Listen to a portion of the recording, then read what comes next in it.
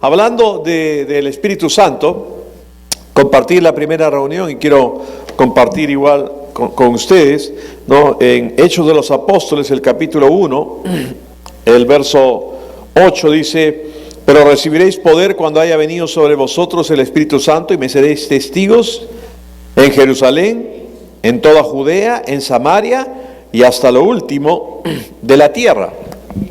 Ahora es interesante que ellos estuvieron felices, estuvieron en el aposento alto, ¿no? Incluyendo María, la madre del Señor Jesús. Dice que vino un viento que sopló como un viento recio, dice, vinieron sobre ellos llamas de fuego sobre sus cabezas y todos comenzaron a hablar en otras lenguas según el Espíritu les daba que hablase. El que te da que hables es el Espíritu, ¿no? Entonces, ocurrió todo esto, Pedro se pone en pie, habla y le dice: estos no están ebrios como ustedes suponéis, ¿no? Pero estaban ebrios del poder de Dios, y bueno, pasaron varias cosas y todo estaba muy lindo, ¿no? Pero Él les había dicho que recibirían poder para ser testigos en Jerusalén, Judea, Samaria, que no le gustaba a los judíos mezclarse con los samaritanos, pero Jesús ya había hablado con una samaritana que compartió con todos en el capítulo 4 de Juan, y hasta lo último de la tierra. Pero ellos no se movían de Jerusalén, estaban felices ahí, felices y contentos. Entonces comienza a haber la persecución, ¿no? Por las cosas que comienzan los milagros y todo esto. Y ustedes saben, en Hechos 6 sale acerca de, hubieron problemas en la repartición de la comida, qué sé yo, y los apóstoles dicen: nosotros no podemos ocuparnos de este asunto, sino dedicarnos a la palabra y la oración, y nombran diáconos, ¿no? Que suena un nombre muy rimbombante, diáconos. ¿Qué eran los diáconos? Mozos, ¿no? Porque atendían a las mesas. ¿Quién atiende a las mesas? Mozos. No, pero esos mozos eran llenos del Espíritu Santo, de fe, de varias cosas, de buen testimonio, etcétera, etcétera. Concluyendo con todo eso, comienza a haber la persecución y todos se esparcen. Uno de esos mozos, llamado Felipe, desciende a Samaria. ¿Por qué desciende a Samaria? Porque Jerusalén es tan alto, pues. Gran revelación, ¿no es cierto? Entonces desciende a Samaria y comienza a predicarles a Cristo. Y se arma un tremendo avivamiento ahí en Samaria.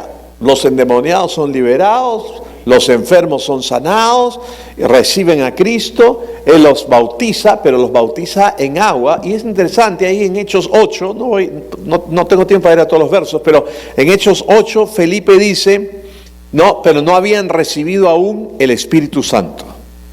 Ahora, cuando uno nace de nuevo ya recibe el Espíritu Santo. O sea, es imposible llamar a Jesús Señor sin tener el Espíritu Santo, dice la Biblia. Pero esa es la fuente que salta para vida eterna, lo que hablaba Jesús con la samaritana. Pero Felipe estaba hablando de Juan 7, 37 al 39, que de nuestro interior correrán ríos de agua viva, refiriéndose al bautismo en el Espíritu Santo, o cuando el Espíritu Santo viene sobre ti, o lo que decía el capítulo 1, el verso 8 de Hechos, donde dice: recibiréis poder cuando haya venido sobre vosotros el Espíritu Santo. Hay una experiencia interna y una experiencia también exterior, ¿no? Y que también corre en nuestro interior. Entonces dice: no habían recibido ninguno el Espíritu Santo. Se refería al bautismo. Entonces mandan a llamar a Juan y a Pedro, los cuales descienden. Pedro les impone manos y pum, pum, pum, pum, pum, comienzan a recibir todos el bautismo del Espíritu Santo. Había un mago que supuestamente se convirtió, pero se le acabó el business, pues, porque ahora estos sí hacían milagros de verdad y todas las cosas. Entonces supuestamente se convirtió y se quedó impactado cuando Pedro imponía manos y le ofreció dinero, pues, ¿no? Porque comenzó a hablar ciertas cosas como diciendo, pues bueno, todo es una transacción, esto, y quería comprar, y Pedro le dice: ¿tú crees que puedes comprar el don de Dios y que se arrepiente, etcétera, etcétera? ¿Y qué don de Dios hablaba ahí Pedro? Pedro tenía una unción, un don para imponer manos y que la gente reciba el bautismo en el Espíritu Santo. No, yo estudié en Estados Unidos, en Houston, y estoy contento de tener a dos personas que vienen, a la hermana Alicia Alcalmer, que la conozco pocos años, para no estar hablando, seguimos jóvenes, ¿no? Entonces, de Houston, y no sé si seguirá yendo a Lakewood o no, pero los Hunters, Charles y Francis Hunter, yo estudié allá en Houston el 81 para el 82, ellos tenían una unción especial para ministrar el bautismo del Espíritu Santo. Ponían manos y recibían. Lo que ellos tenían por haber estado bajo su ministerio se me pegó a mí. No, entonces yo siempre he ministrado el bautismo del Espíritu Santo a todos los que les he ministrado el bautismo del Espíritu Santo y me han hecho caso. ¿Por qué? ¿Tú puedes hablar con la boca cerrada? Ni en lenguas, ni en español, ni en chino. ¿Ok? Hablas con la lengua. ¿Qué he dicho? No se puede. ¿Pero me entendieron? No. Entonces, pero los que hacen caso reciben. Bueno, entonces, ese es el don. Ellos reciben el bautismo en el Espíritu Santo. Y todos los lugares en Hechos de los Apóstoles donde aparece que se ministra o desciende el Espíritu Santo sobre ellos, todos hablan en otras lenguas. Cuando Pedro va a la casa de Cornelio, no, Pedro parece que estaba predicando demasiado largo, ya los romanos habían creído en lo que estaba compartiendo y el Espíritu Santo lo interrumpió, ya cállate. Y cayó sobre el centurión y su familia, recibieron el bautismo, comenzaron a hablar en otras lenguas y profetizaban. Igual en Hechos 19, cuando estos discípulos de Juan el Bautista dijeron, no hemos ni sabido que había Espíritu Santo, Pablo les habla, se entregan, reciben el bautismo del Espíritu Santo y comienzan a hablar en otras lenguas. Siempre, en todo lugar, en Hechos de los Apóstoles, cuando alguien ha recibido el bautismo del Espíritu Santo, habló en otras lenguas. A ustedes dirán, ¿y qué de Hechos 9? Donde Saulo se convierte y después viene a ser Pablo. Porque va a Ananías, le impone manos para que sus ojos sean abiertos y reciba el don del Espíritu Santo y nos dice ahí que habló en otras lenguas. ¡Ajá! Pero 1 Corintios, el capítulo 14, ¿no? Si te creías bien vivo, ¿no? Entonces, o a los que dicen que no es para hoy, en 1 Corintios, el capítulo 14, el verso 18, el apóstol Pablo dice, doy gracias a Dios que hablo en lenguas más que todos vosotros. O sea, Pablo daba gracias a Dios, podemos decir hasta cierto punto, se jactaba de hablar en lenguas más que todos vosotros, ¿no? Entonces, el hablar en lenguas es sumamente importante. El apóstol Pablo escribió 2/3 del Nuevo Testamento, ¿no? Ahora,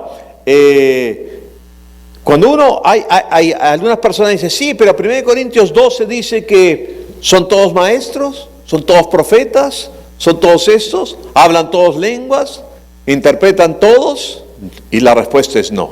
¿Por qué? Porque hay dos aspectos de las lenguas. Uno es el aspecto público y otro es el aspecto privado. ¿Ok? Yo le doy gracias a Dios por la iglesia de Corintios. Era la iglesia más desordenada y todo pasaba en esa iglesia. Pero si no hubiese sido por la iglesia de Corintios, Pablo no hubiese escrito las cartas a los Corintios, donde pone las cosas en regla y nos dice cómo debe realizarse. Es la única epístola donde nos dice cómo debe realizarse una reunión.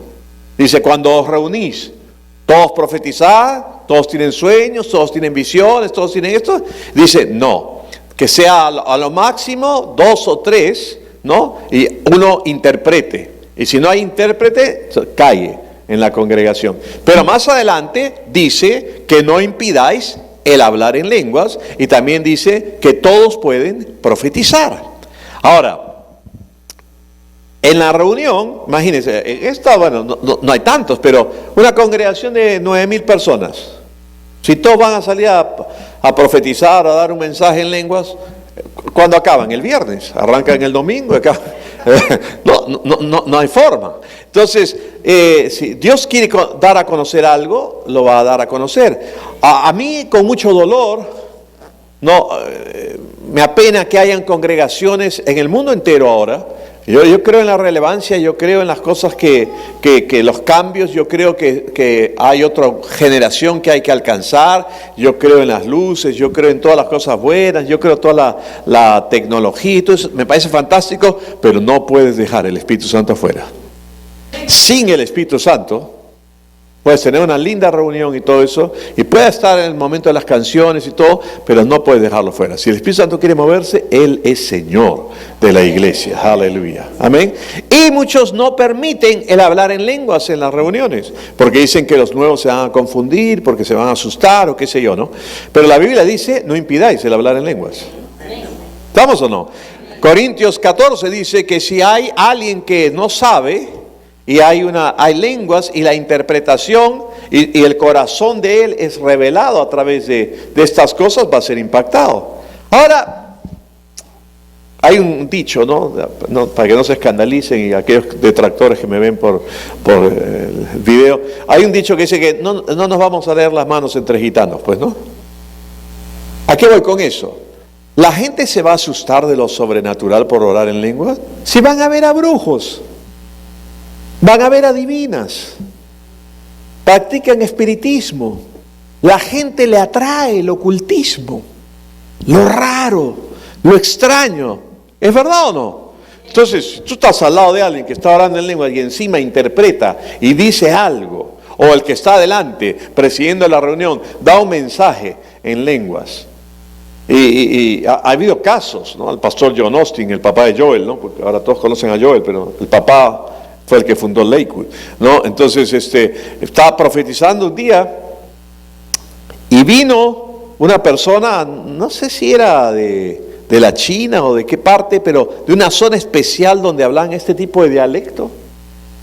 Y el mensaje que dio en lenguas, el pastor John Austin, él lo entendió en su idioma perfecto y Dios le habló algo que él tenía en su corazón, y ese tipo ese día se entregó a Cristo. ¿Me dejo entender o no? Y así hay un montón de casos, ¿no? Entonces, por eso la Biblia nos dice, si nosotros vamos a 1 Corintios el capítulo 14, que las lenguas son muy importantes y sirven para muchas cosas. Sí, hay un aspecto público, y se puede dar un mensaje en lenguas, y la interpretación. Por eso otros dicen, no, pero el apóstol Pablo decía que él prefería hablar cinco palabras con el entendimiento que 10,000 en lenguas. No dice eso. No dice eso. Tú no puedes editar las partes de la Biblia y acomodarlas para que apoye tu propia creencia. Él dice, yo prefiero hablar 5 palabras con el entendimiento para enseñar que 10,000 en lenguas. ¿Están ahí o no? Si yo me paro acá y comienzo a hablar en lenguas, ¿entendieron algo? A menos que Dios te dé interpretación de lengua, no entendiste nada. ¿Yo entendí lo que hablé? Tampoco. Pero hablé en lengua. Entonces yo no voy a ponerme a enseñar en lenguas, pues, ¿no? La única lengua que voy a enseñar es en español, ¿no? ¿Estamos o no? Si me voy a Estados Unidos, en inglés, ¿no? Y ahí paro, ¿no? Tengo que aprender más idiomas. Cuando estuve predicando en Cusco hace años atrás, hice que me enseñaran una frase para impactar al auditorio, al coliseo, ¿no? Y les dije, Jesús Nietzsche, no me un kichis. Jesús los ama. Y todo el auditorio, y pensaron, va a predicar en quechua, y dije, es lo único que sé. Entonces, pero el hecho es que para enseñar, uno va a enseñar en el idioma natal, en donde está.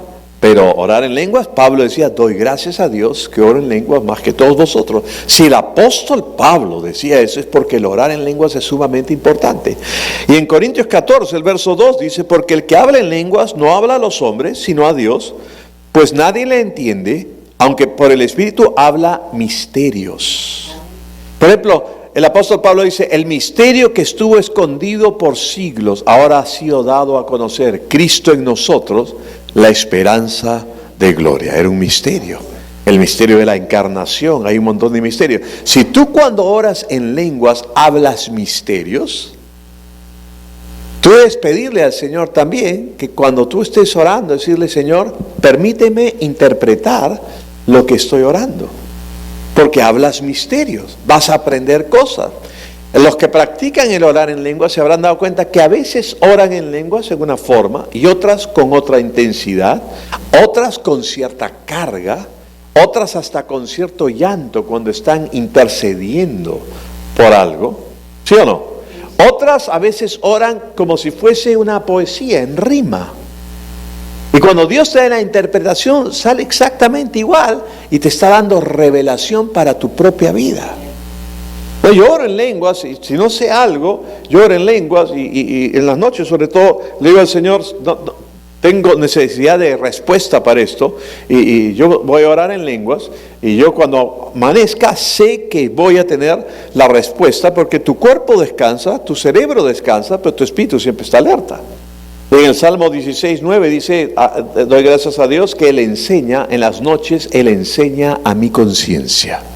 O sea, en tu propio espíritu va a venir la revelación, te vas a levantar y como flotando viene y sabes, ¿no? Entonces, habla misterios, dice, pero el que profetiza habla a los hombres para edificación, exhortación y consolación. Ojo, todo aquel que profetiza, todos pueden profetizar, pero todo aquel que profetiza no es un profeta. ¿Me dejo entender? El profeta es así como hay apóstoles, profetas, evangelistas, pastores y maestros, ¿no? Como a la mano dice, ¿no? El apóstol es el pulgar, el que si no tuvieras pulgar no tendrías el agarre que puedes tener, ¿no? El profeta es dedo índice, te dice claramente, ¿no? Las cosas. El del medio es el de evangelista, porque es el que se extiende más allá, ¿no? El pastor es donde está el aro, ¿no? Porque está casado con la iglesia. Y el dedo meñique es el maestro, porque es el único que se te mete a la oreja, ¿no? Entonces, el hecho es que todo el que profetiza no es profeta. Hay el don del profeta con una unción mayor, pero todos pueden profetizar. Pero lo que nosotros generalmente confundimos con el Antiguo Testamento, porque en el Antiguo Testamento los únicos que tenían la unción del Espíritu Santo sobre ellos eran los sacerdotes, el rey y el profeta. Entonces la función del profeta del Antiguo Testamento ha cambiado completamente a la función del profeta en el Nuevo Testamento, porque la función del profeta en el Antiguo Testamento le decía al pueblo y le comunicaba al pueblo lo que Dios quería que sepan.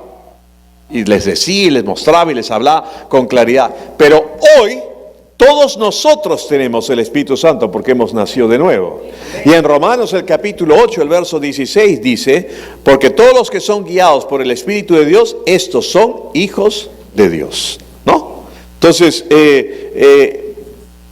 ahí nosotros podemos ver que sin alterar, el orden de los factores no altera el producto, tú puedes decirlo al revés y concluir y decir, si eres hijo de Dios, debes ser guiado por el Espíritu de Dios.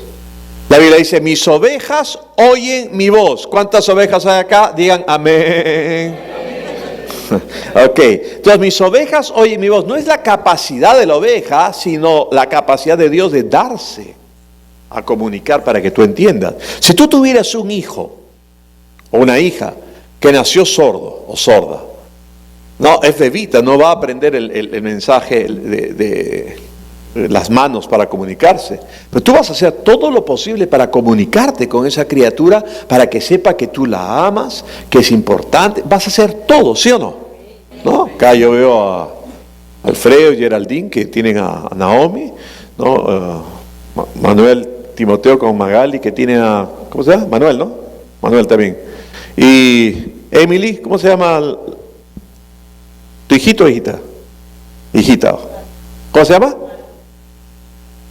¿Cali? Hannah, ok. Ya, y es la segunda, ¿no? Ya, Hannah. Entonces, estos tres bebés que están acá, los padres van a hacer todo lo posible por comunicarse con ellos, para que entiendan. ¿Tú crees que Dios, nuestro Padre, no va a hacer todo lo posible para que tú puedas entender y saber y conocer lo que Él quiere darte a saber? Claro que sí.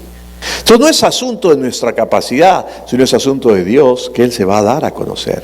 Ahora, todos tenemos el Espíritu de Dios ya en nosotros y vamos a percibir. Ahora, la predicción o lo que tenga que ver con el futuro, en el nuevo pacto se llama el don de palabra de sabiduría. Eso tiene que ver con el futuro. Lo que tiene que ver con el presente y el pasado es el don de palabra de conocimiento. Dios te revela ciertas cosas. Pero en cuanto al futuro, la predicción es el don de palabra de sabiduría, y es en la que generalmente cualquier creyente puede operar en eso, pero el que está en el ministerio, el oficio del profeta, es mucho más, ¿no? Y la Biblia dice que Felipe, que descendió a Samaria, tenía 4 hijas, ¿no?, que profetizaban. No dice que eran profetisas, dice que profetizaban. ¿Qué quiere decir? El que profetiza, dice acá, habla para edificación, exhortación y consolación. Y eso de exhortación no es de ir cuadrando a la gente. No, la gente dice, yo tengo el don de exhortación. Oye, ya, siéntate bien, pues Félix, caramba, escucha la palabra.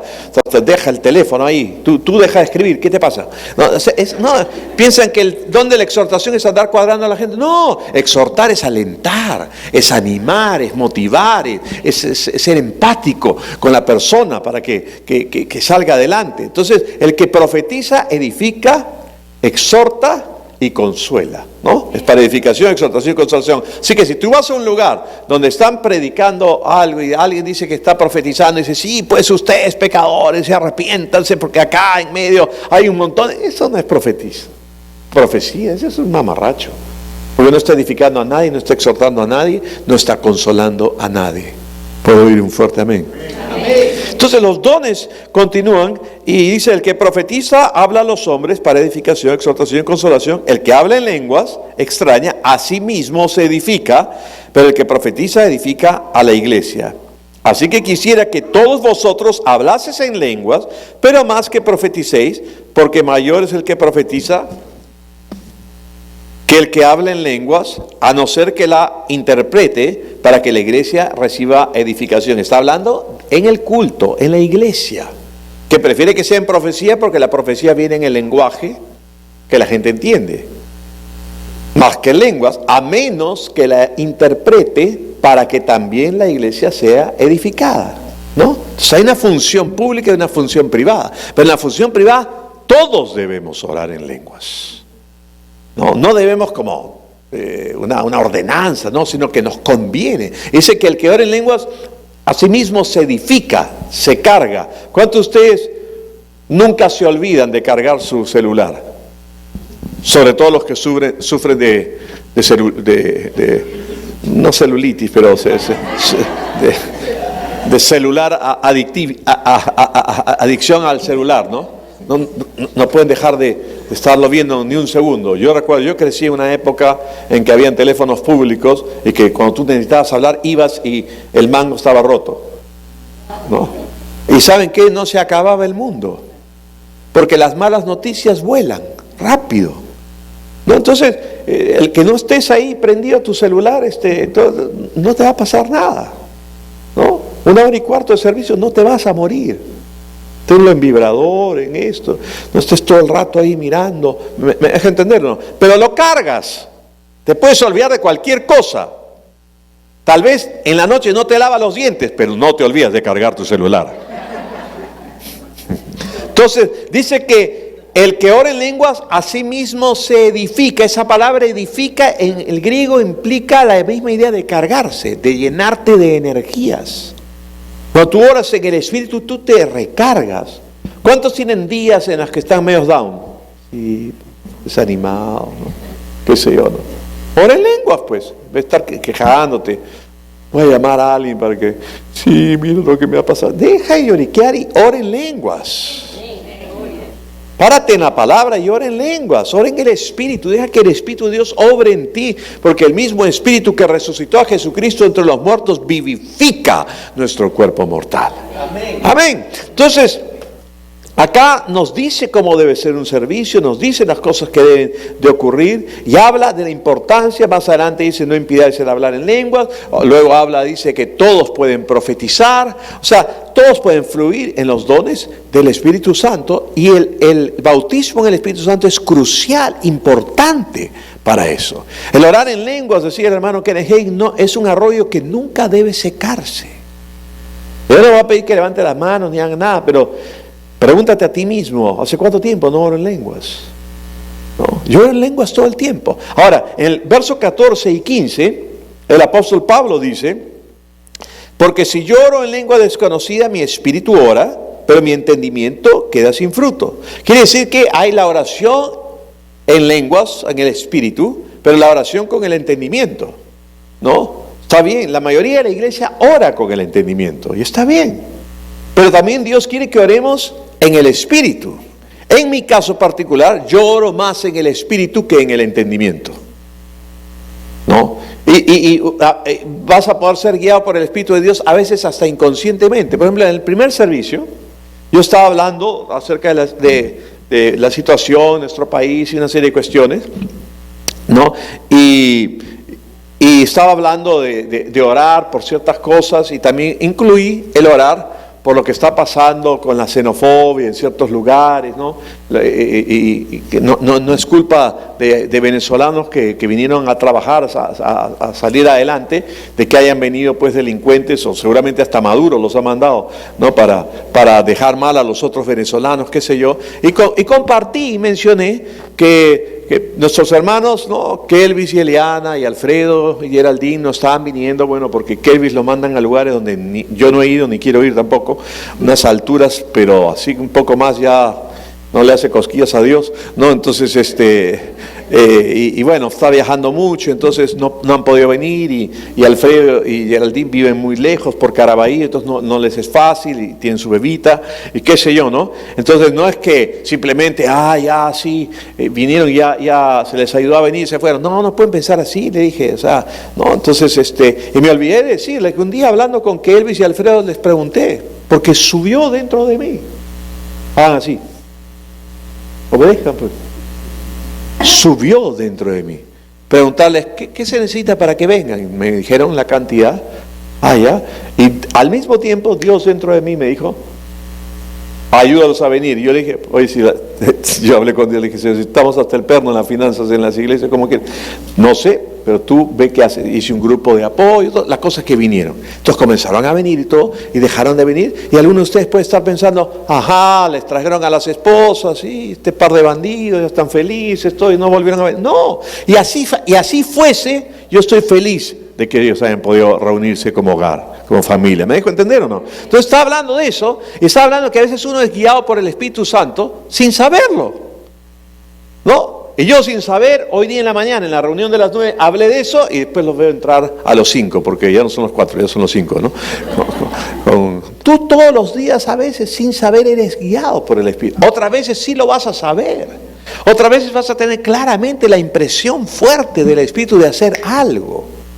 A veces eres jalado como un imán hacia ciertas personas y le dices ciertas cosas, no, que tú crees que se te han ocurrido, pero no es que se te han ocurrido, son del Espíritu. La persona se pone a llorar. Ahí dije, ¿para qué me acerqué? ¿No? O sea, ¿no? Y te dice y te cuenta, o hablas algo, o hay oportunidades en las que yo estoy predicando, ¿no? Y bajo la unción hablo ciertas cosas que es justo lo necesario para una persona.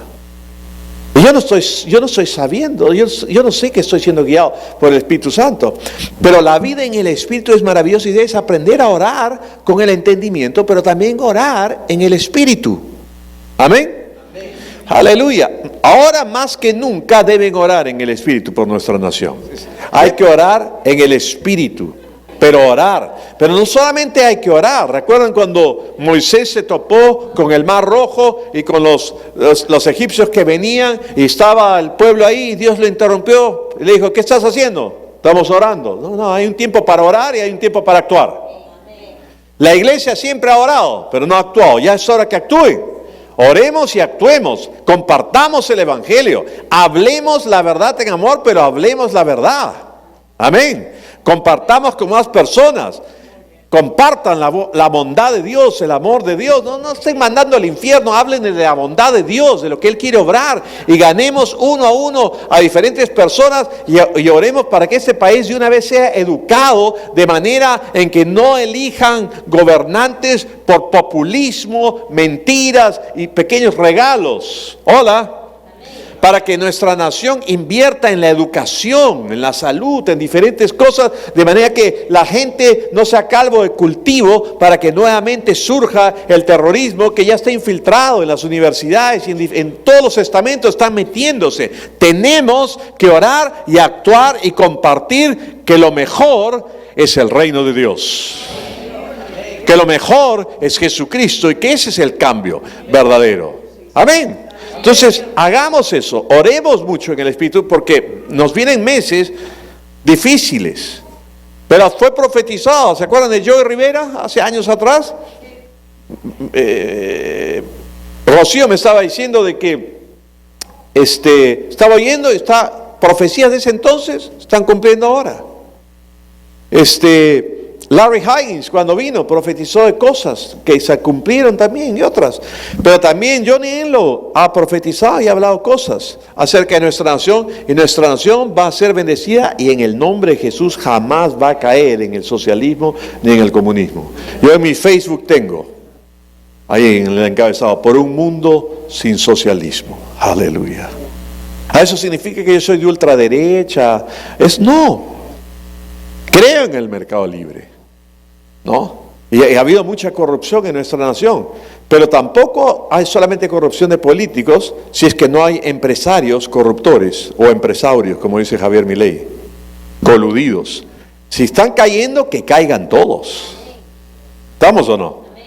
La gran empresa de la construcción y todos los que dominan todos los medios de comunicación y periódicos, que caigan, para que el pueblo no sea mal informado. No me acuerdo ahorita el nombre, pero es un editorialista argentino que dice que